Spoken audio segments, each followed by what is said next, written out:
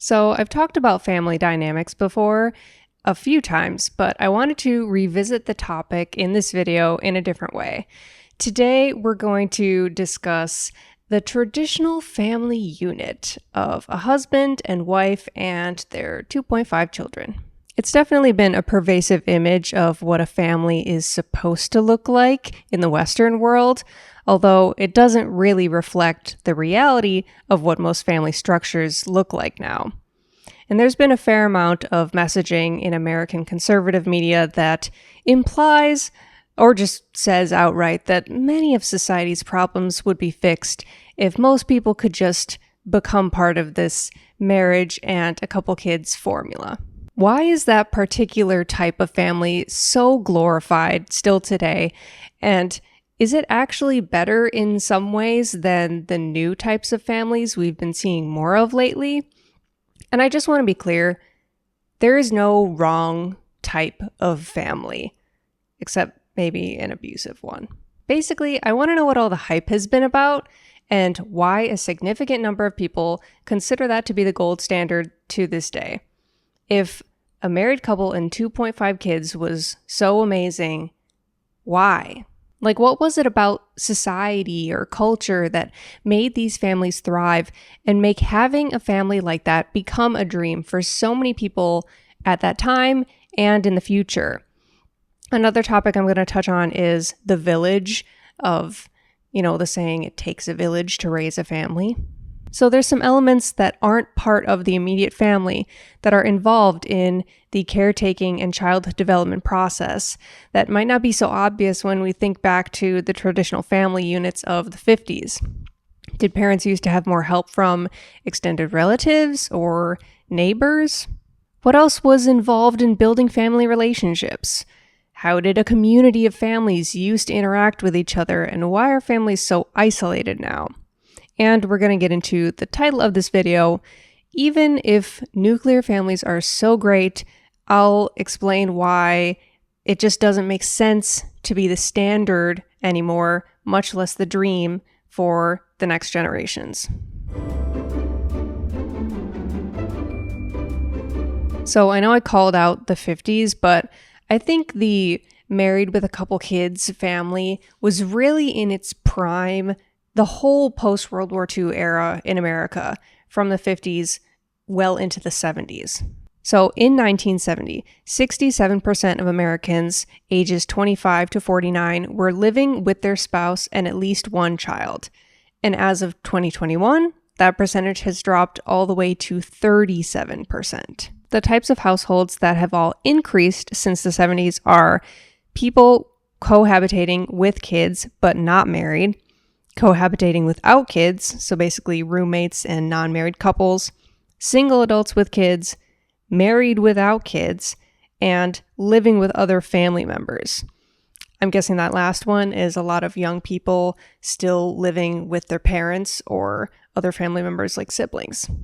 I think that's interesting. It's not like there was one dominating type of family and then it's been replaced over time with a new dominating type of family.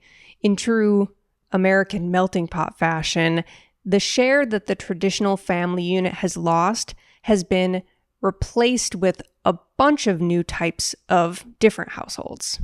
And I know I'm kind of blurring the lines here between household and family, and you might not consider some of these types of households to be families, which is fine. We're not just talking about the new types of families. We're also talking about what people are choosing to do instead of having a family sometimes. There's a couple of groups that have really grown a lot from the 60s and 70s to the early 2020s, so I want to point those out. Non-family households went from 19% to 36%. Men living alone went from 6% to 13%, and adult women living with parents went from 35 to 55%. So a lot has changed, and all these numbers tell me a few things, but I think they all have the same root. We now build a life for ourselves before building a family. In the past, building a family was building a life for yourself. There wasn't as much separation between those ideas. Millennials and Gen Z are either less able, less interested, or maybe both in getting into serious relationships where they live with their partner. Younger adults have been pushing settling down later and later in life until after they feel more financially secure before moving in, getting married, or having kids. And this must be a pretty firm culture change because you might think, okay, maybe young people don't want to settle down, but if nothing else, the price of housing is so god-awful that maybe they'll just move in with a significant other to cut down on the cost of rent. And that does happen sometimes, but what people really are doing more of is moving back in with family or getting roommates until they feel like they have their shit together, not necessarily with significant others. Although the desire has decreased, a majority of Americans do still want to get married and have kids someday. The biggest difference between the post-war era to now of a married couple with kids is just they're older. I know a lot of us, including myself, think of the popularity of a nuclear family being inherently tied to the 1950s and 60s, but it had already been the primary family structure in the Western world for many years before then. Research from the 1960s looked at 17th century pre-industrial villages in England that showed only about 1 in 10 households included any other members aside from parents and children. And from census data of American households, married couples with kids held the majority back in 1880 and still in 1910. Basically, the point I'm making is that nuclear families are much older than people make them out to be. It was the dominant type of family in America for a very long time. So the difference between the families of the 1950s and 60s in that traditional unit style, why those were held in such high regard, is not just because it was a married couple with kids. It's because families at that time were prospering.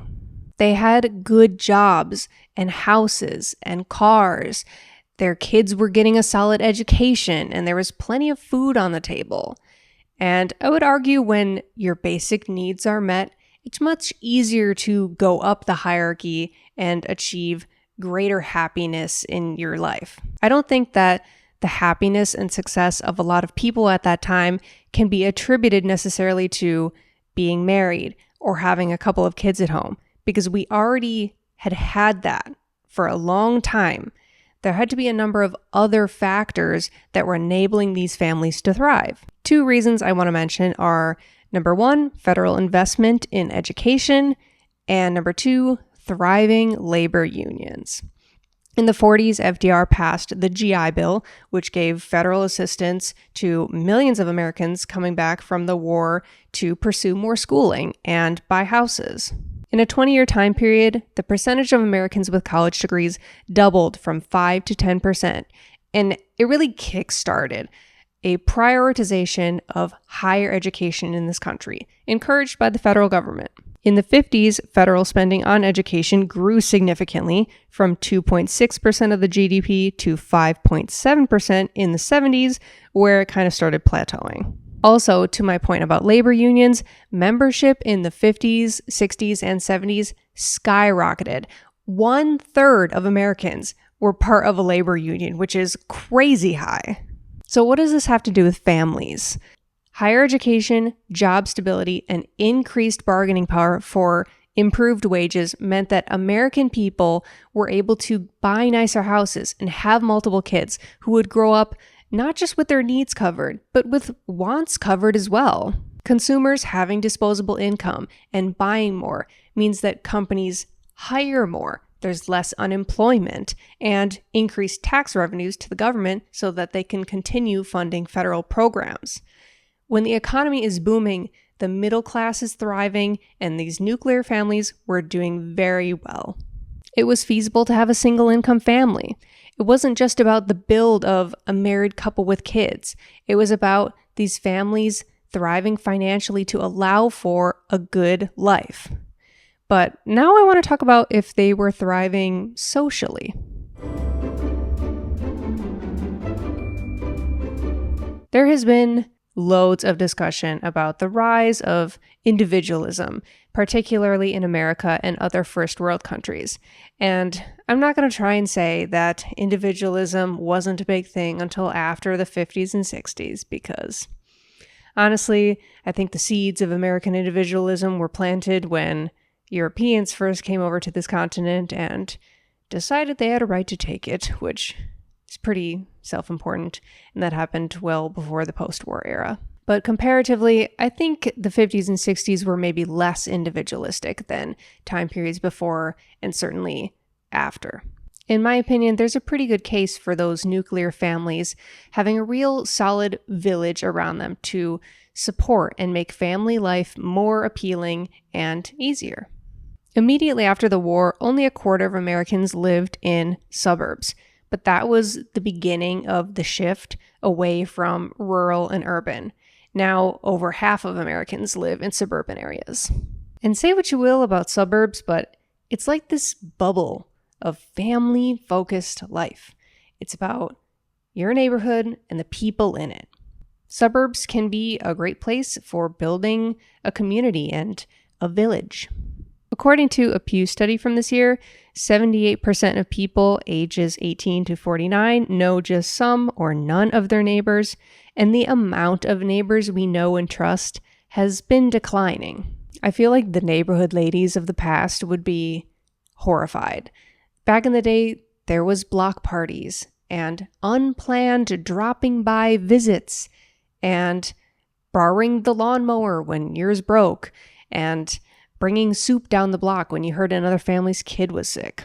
There is a pretty well-known book called Bowling Alone where the author talks about all the ways that these villages made up of American families have broken down and now are made up of isolated, unengaged individuals.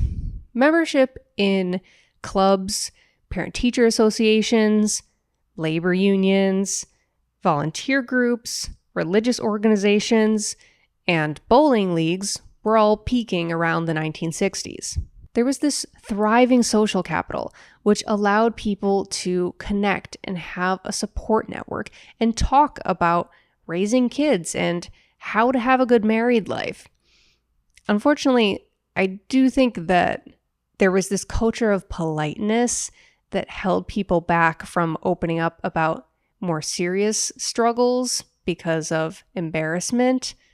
Luckily for a lot of families in these golden years, accepting community help from friends or neighbors or relatives or even the government could be enough to help them overcome a minor setback. But when times got tougher in later decades, accepting help, especially from the government, was seen as something to be judged and demonized as getting a free handout that wasn't deserved. Being a welfare mom was worse than not being a mom at all. Really shows how family values rank compared to American individualism. Individualism has become so important in American culture that the glorification of having a family is only praised if you can do it independent of community resources or assistance. I think the unraveling of the social fabric in this country has been in hyperspeed since the pandemic, but even going back to the 90s and 2000s, it had been going downhill. And I can't say I'm surprised when we're surrounded by messaging that only lazy or unskilled people would need help from a village. You and your family should be able to make it on your own. Something else I wanted to look into about the nuclear American family of the 50s through the 70s is the emotional stability and wellness of the husbands, wives, and children. Because on the one hand, there is this image of the family being very happy, all smiles. And on the other hand, there's also many a story about how these smiles were a facade, hiding anger issues, alcoholism, child abuse, misogyny, and deeply unhappy marriages. And I'd better enjoy this, or I'm going back to my secretary. About once a week, I get drunk, call my son a sissy, and scream at my wife until I pass out. And that's sex to me. I think I'd like a divorce. But it's 1955 and we're Irish Catholic. Of course, you're always right, Georgie. Unfortunately, I realized almost immediately that looking at something like divorce rates isn't really going to give me the information that I'm interested in, because out of 1,000 women in the 50s, only 9 were divorced compared to 15 in the 2020s. But how much of that is due to divorce becoming more normalized and accepted? If divorce wasn't taboo at that time, what would the rates have been? There's no way for us to know. So I looked into some other stats that we know have an impact on family and home life. One of them being alcohol. I'm not against alcohol completely, but I just don't think that heavier rates of drinking have a positive impact on family relationships. Alcohol consumption did increase in the 60s and 70s, as well as rates of cirrhosis and alcoholism-related deaths. And I can draw some light conclusions on how that may have impacted family dynamics, but to keep it brief, probably not in a good way. Domestic abuse and violence is in a similar predicament to looking at divorce rates. There's a huge taboo, embarrassment, and families were and still are today ashamed to admit when these were going on in their home. So it's hard to look at these underreported and underprosecuted crimes. The National Coalition Against Domestic Violence didn't exist until 1978, and the Family Violence Prevention and Response Act only passed in 1985. I did find some data going back to the 90s showing that domestic abuse rates and child neglect has been dropping over the past few decades, and I can extrapolate what I think the numbers might have been in the post-war era, especially given the state of women's rights and the general view of the husband, head of the household at the time. But given the lack of attention to this problem in the past, I'll admit I don't have a ton of data to back it up. There is one thing that really contributed to feeling fulfilled for traditional families that was at its peak in the 50s and 60s, and that was time spent together as a family. In the late 60s, 43% of mothers were married women staying at home while their spouse worked, compared to 20% in 2012. 3/4 of baby boomers report that eating dinner together as a family regularly was a part of their childhood, compared to 38% of Gen Z today. And to the surprise of, I'm sure, no one, people without siblings report having lonelier childhoods.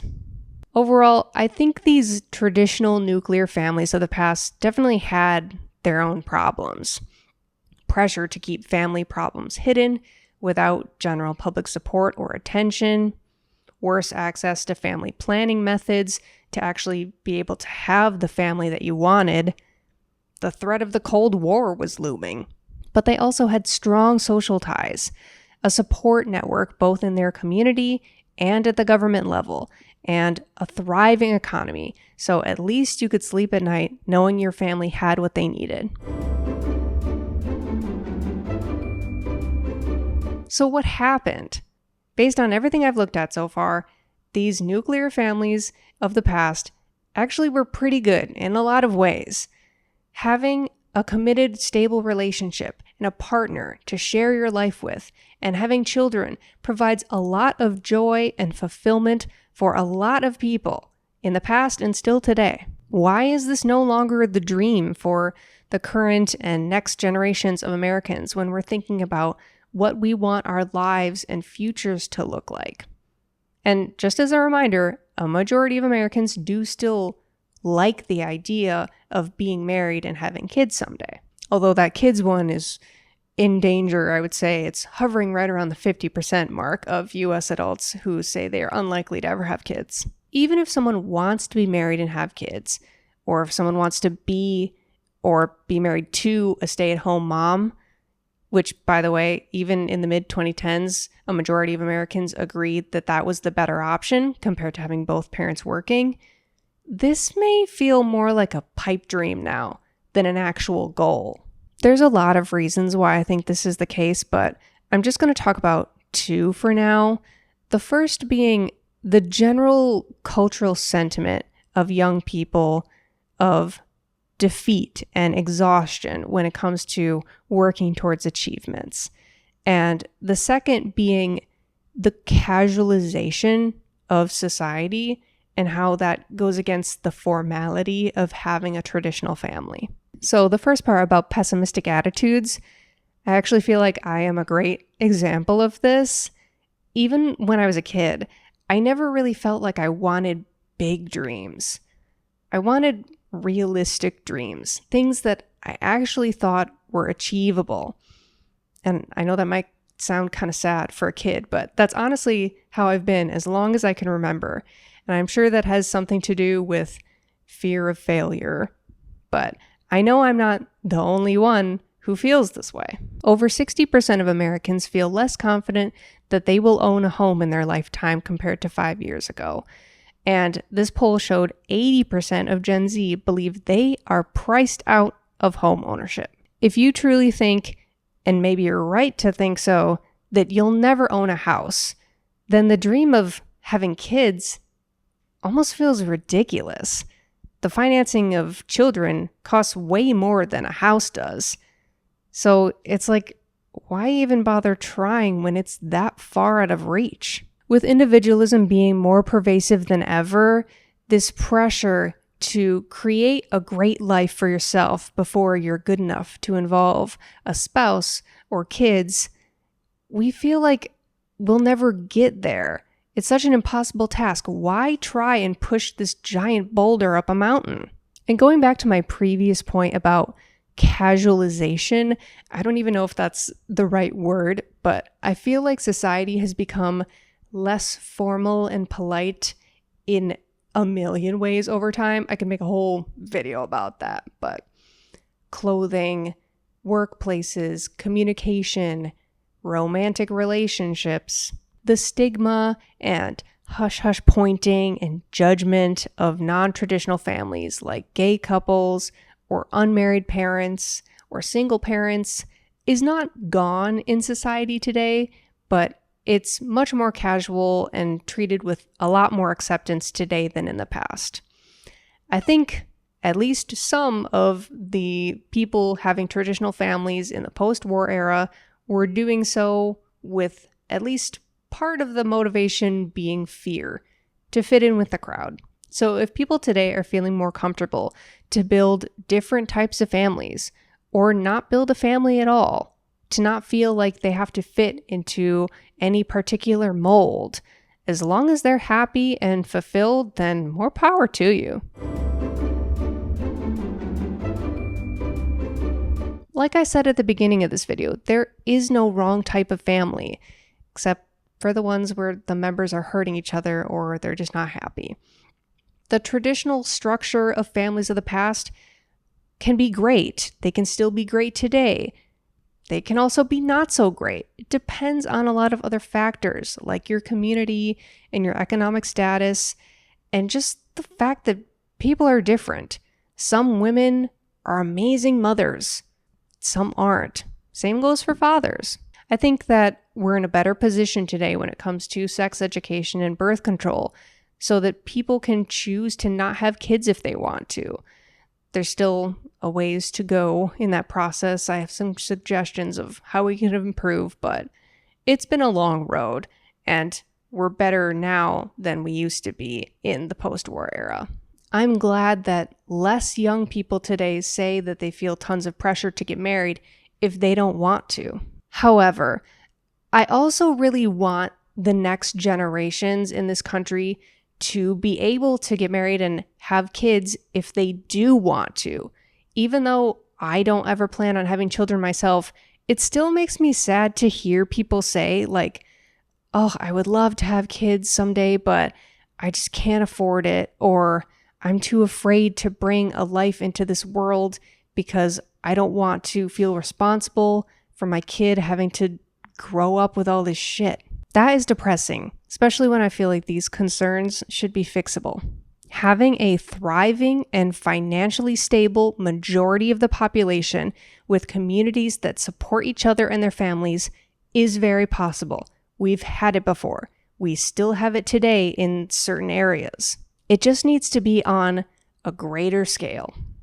So I hope you found this topic interesting. I definitely enjoyed digging into the traditional American family. I also have some older videos where I talk about why young people today don't want to get married, don't want to have kids, and parental estrangement, if any of those interest you. If you liked this video, please consider giving it a like or subscribing, and thanks for watching.